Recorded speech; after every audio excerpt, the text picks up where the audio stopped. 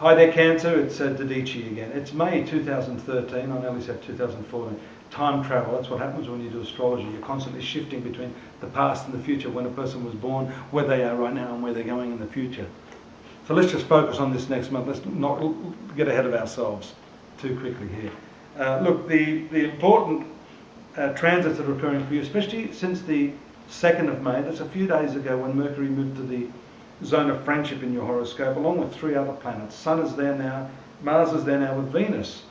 So this is really showcasing through this period the importance of friendship, but also possibly the intensity and the challenges of friendship, particularly with the opposition aspect from Saturn.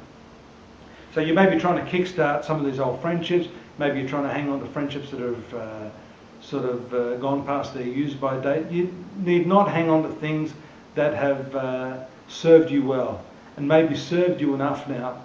It's time maybe to shift into new gear. And that's also highlighted by the fact that we see a very, very powerful eclipse for you in your zone of friendships on the 10th of May. It's a solar eclipse. And we see here straight after that the transit of Sun with Mercury in the same place on the 12th, and then a very, very interesting occurrence, the planet ruling your friendships, Venus, moving into a very difficult, what we call square aspect to the planet Neptune on the 14th.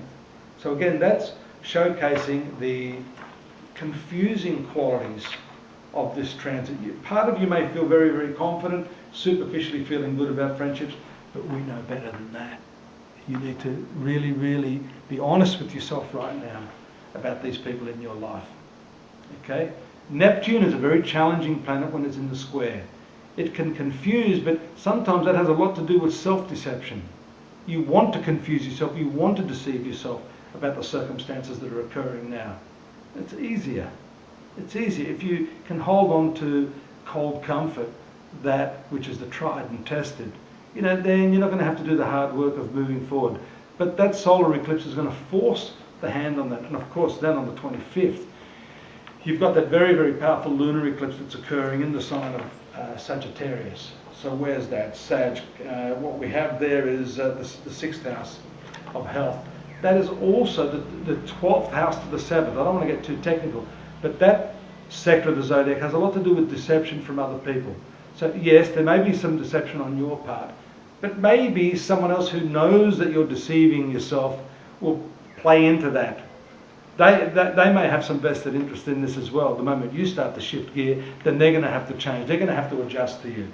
So it's a very interesting state of affairs throughout this period, the 10th to the 25th. 2 eclipses, I think, that are significant in your horoscope.